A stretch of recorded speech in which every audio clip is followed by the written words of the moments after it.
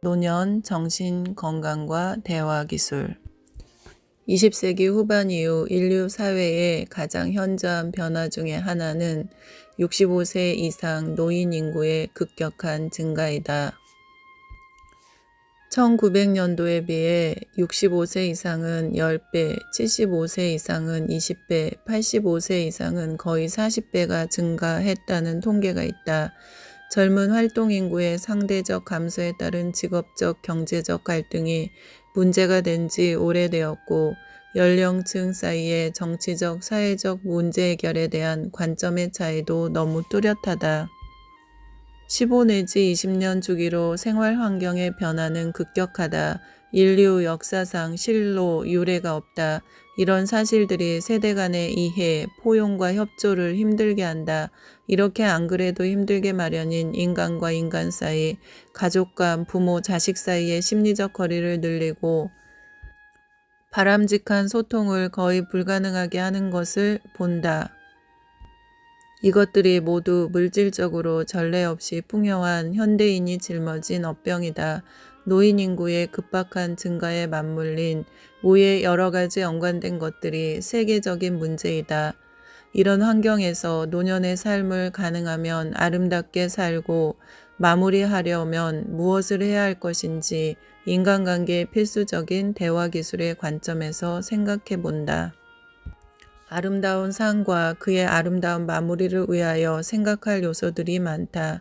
신체적 건강과 어느 정도의 경제적 여유가 먼저 떠오른다.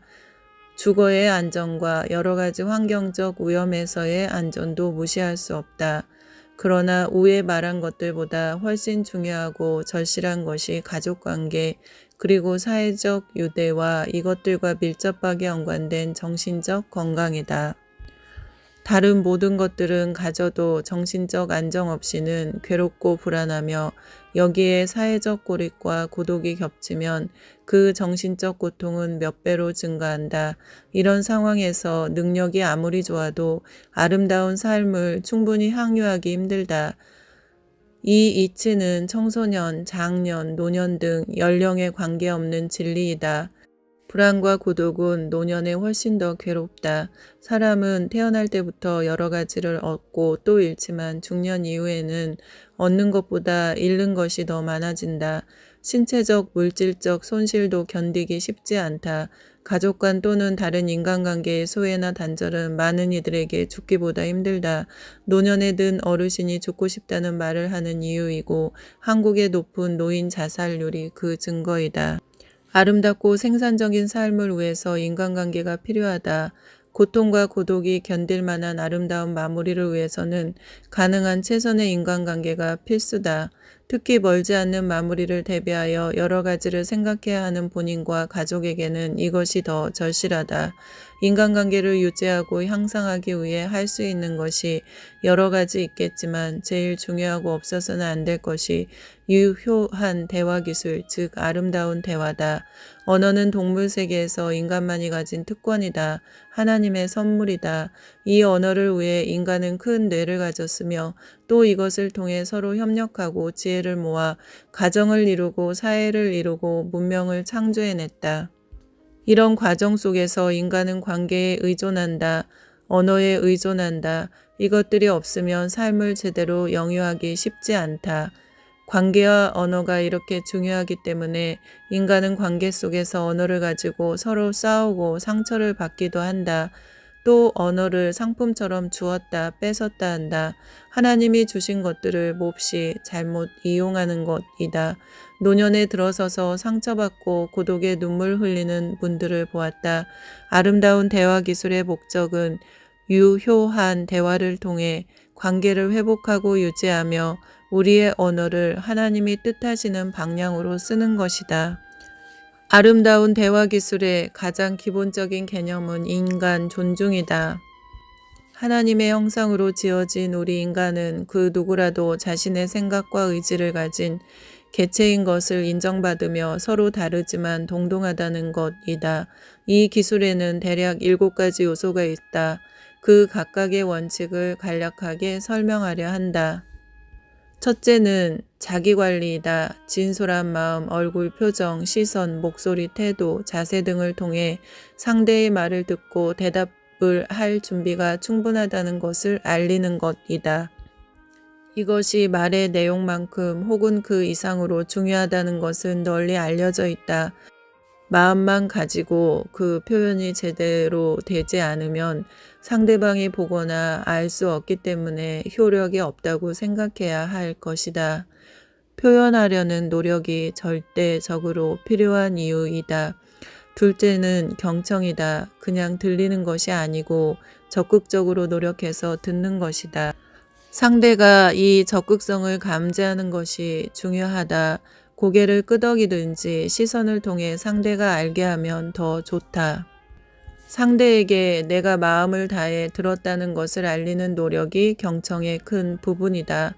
셋째는 공감이다. 상대의 마음을 알아주고 거기 동참하는 노력이다. 사람마다 생각이 다 틀리다. 기분도 각양각색이다. 다른 것을 다르다고 배척하지 않고 폄하하지 않고 나와는 틀리지만 그대로 가치 있는 것으로 받아주고 인정해주고 존중해주는 것이다. 상대가 있는 곳, 처한 환경에 내가 가서 동참하는 것이다. 이것이 이웃을 내 몸과 같이 사랑하는 것이다. 서로 다른 것이 당연하다는 것을 받아들이고 그 바탕 위에서 이해하고 협력하는 것이다. 다르다는 것은 꼭 틀렸다는 것도 아니고 열등하거나 나쁘다는 것은 더더욱 아니다. 상대에게 자신의 공감을 위한 노력을 알리려는 것도 공감의 중요한 부분이다. 넷째는 내 심정 전달하기, 즉 아이메시지다. 상대를 가능한 한 비난하거나 걸고 넘어지려 하지 말고 나의 감정이나 생각을 있는 그대로 알리는 기법이다. 우리 인간은 자신의 감정이나 생각, 특히 불쾌한, 불편한 혹은 화나는 것들이 있을 때 남에게서 그 원인을 찾는다. 남이 그 계기를 줄 때가 많지만 화를 내고 분노를 하는 것은 자신이다. 인간은 부모를 비롯한 남이 없으면 애초에 존재할 수 없다. 성인이 될 때까지 가족을 비롯한 남에게 의존해야 되는 존재이다. 그래서 성인이 되어서도 당연히 자신이 담당해야 할 생각과 감정을 남에게 떠맡긴다. 어릴 때에 의존성을 버리지 못하고 남을 원망하고 자신이 할 수 있는 것은 없다고 생각하는 것이다. 자신의 감정을 남이 떠맡아서 정리하고 해결해 주기를 바라는 것이다. 올바른 아이 메시지는 이런 의존성에서 벗어나서 남에 대한 원망을 최소로 줄이고 나의 감정을 당당하게 표현하고 나의 생각과 앞으로 할 수 있는 일을 말하는 것이다. 우리 한국의 정서는 이것을 쉽게 허용하지 않아서 상당한 훈련과 노력이 필요하다.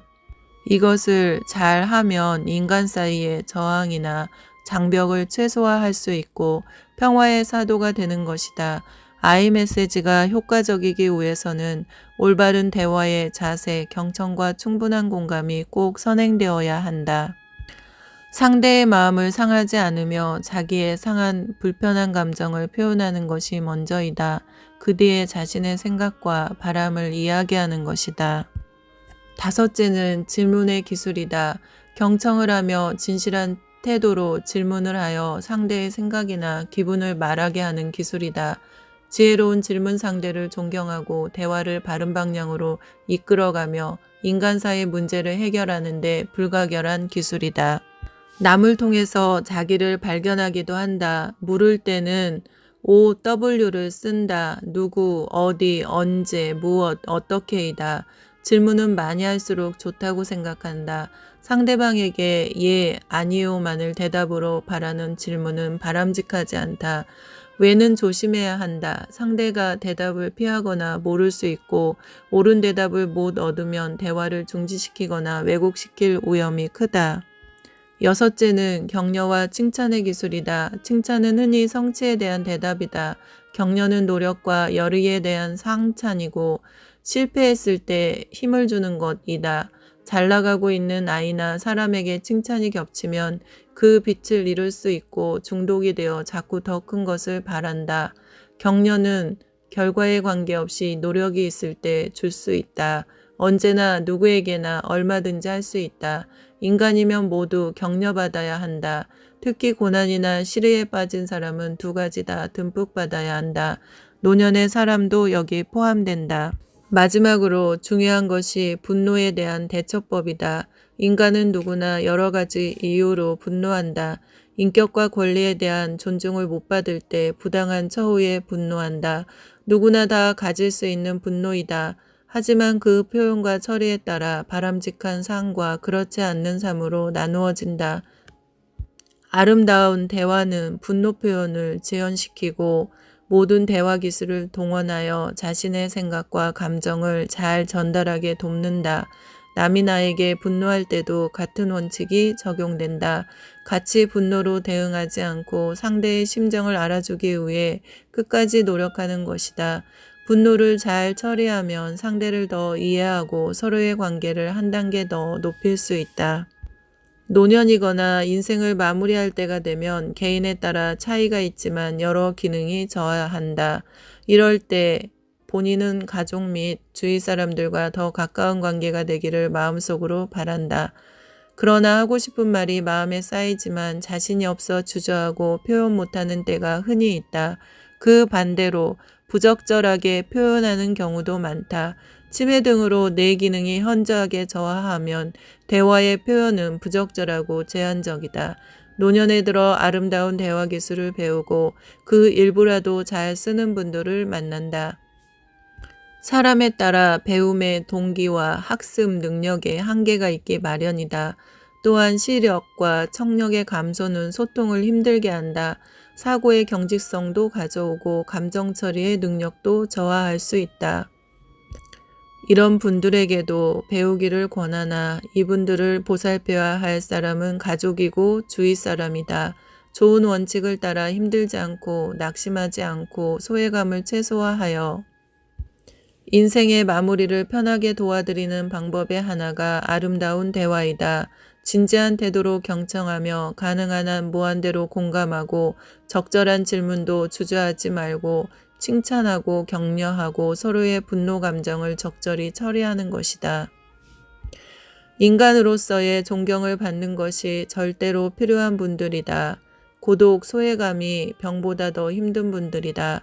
사랑을 어떻게 가장 잘 표현하고 경험할 것인지 숙고할 때이다.